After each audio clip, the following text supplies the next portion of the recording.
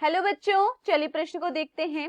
एक रोग की आरंभिक अवस्था को निम्न द्वारा पता लगाया जा सकता है। हमारे पास दिए हुए विकल्प हैं। विकल्प ए पीसीआर, विकल्प बी जीन चिकित्सा, विकल्प सी पुनर्योगज डीएनए तकनीक और एलिजा, विकल्प डी ए व सी दोनों। प्रश्न की मुख्य अवधारणा है, मुख्य अवधारणा, इस प्रश्न की मुख्य अवधारणा है पीसीआर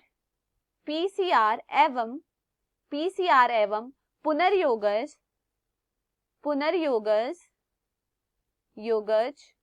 डीएनए तकनीक, पुनर्योगज डीएनए तकनीक एवं एलिजा। देखिए, अगर हम सर्वप्रथम बात करें पीसीआर की अगर हम यहाँ पर बात करें तो पीसीआर क्या है? पॉलीमरेज श्रृंखला अभिक्रिया। पीसीआर को हम पूरा नाम क्या है? पॉलीमरेज श्रृंखला अभिक्रिया। इसका उपयोग किया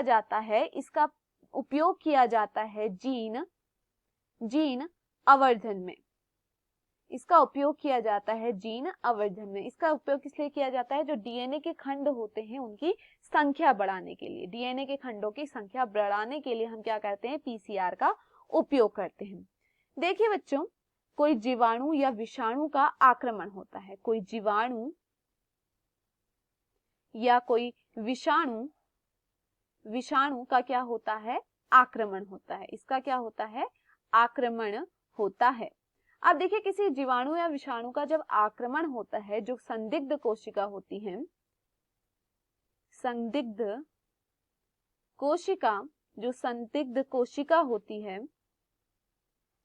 संदिग्ध कोशिका से डीएनए का विलयन होता है। संदिग्ध कोशिकाओं से क्या होता है? डीएनए का विलयन होता है। डीएनए का क्या होता है? डीएनए को क्या किया जाता है? पृथक किया जाता है, उसका विलयन होता है। अब देखिए, पीसीआर द्वारा क्या है? डीएनए का इसके द्वारा क्या किया जाता है? डीएनए का आवर्धन किया जाता है। देखिए यहाँ पर क्या होता है? यहाँ पर विकिरण सक्रिय प्रोब की सहायता से विकिरण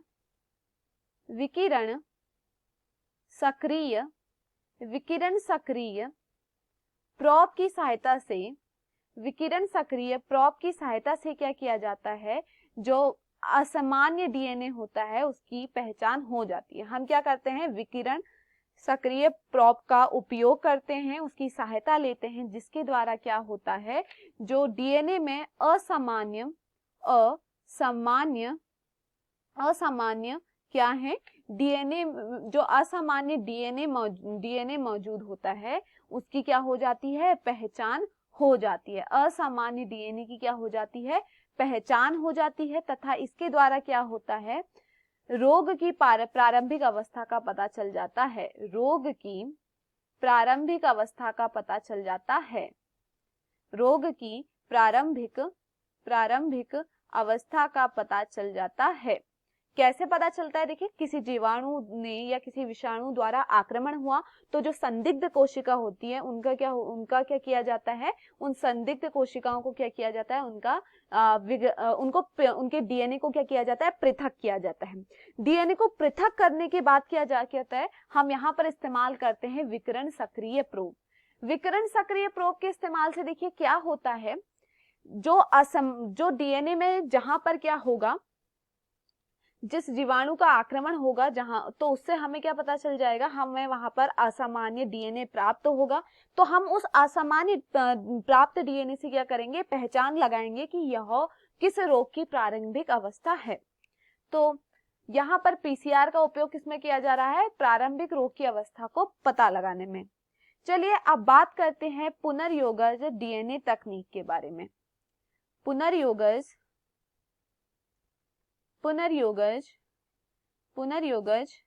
डीएनए तकनीक। अगर बात की जाए यहाँ पर पुनर्योजक डीएनए तकनीक की, तो यहाँ पर क्या किया जाता है? देखिए बच्चों, यहाँ पर द्विसूत्री डीएनए को ये समझिए, ये क्या है? यह एक क्या है? द्विसूत्री डीएनए है। ठीक है, यह क्या है? एक द्विसूत्री डीएनए है।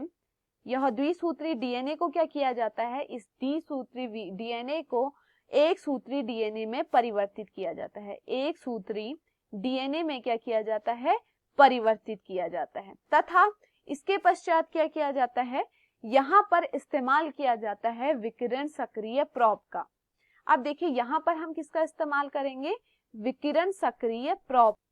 डीएनए जो एक सूत्री डीएनए है इसको संकरित करेंगे विकिरण सक्रिय प्रोब के साथ।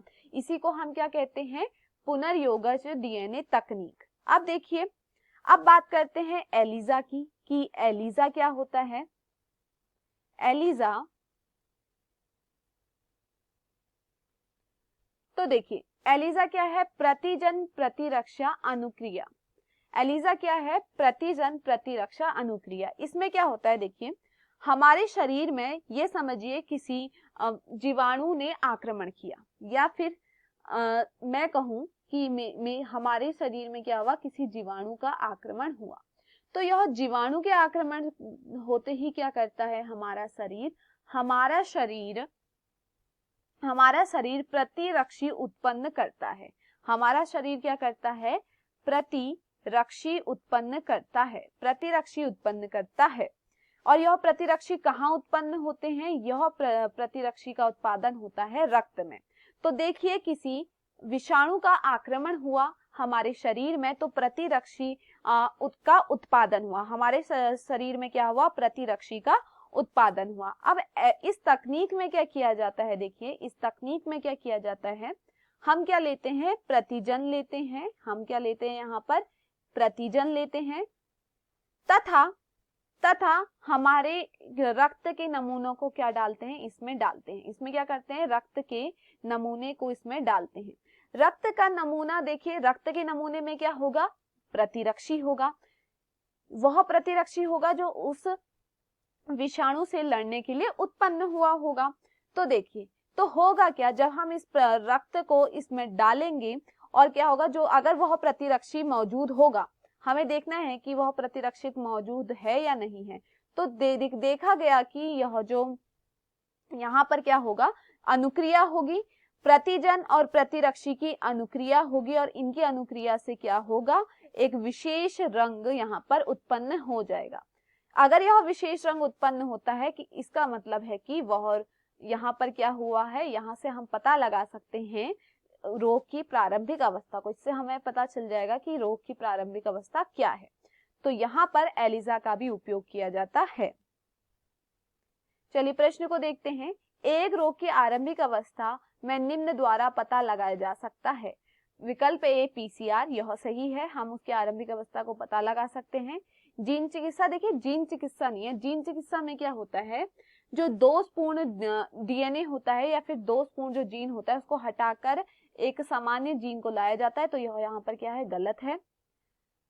पुनर्योगज डीएनए तकनीक और एलिजा, यह यहाँ पर सही है। यह भी किसमें मदद करती है, रोग की आरंभिक अवस्था को पता लगाने में। तो विकल्प डी दिया गया है, ए व सी। तो दिए हुए विकल्पों में जो हमारा सही विकल्प होगा वह है विकल्प डी। मैं आशा करती हूँ आपको यह समझ में आया होगा। धन्यवाद।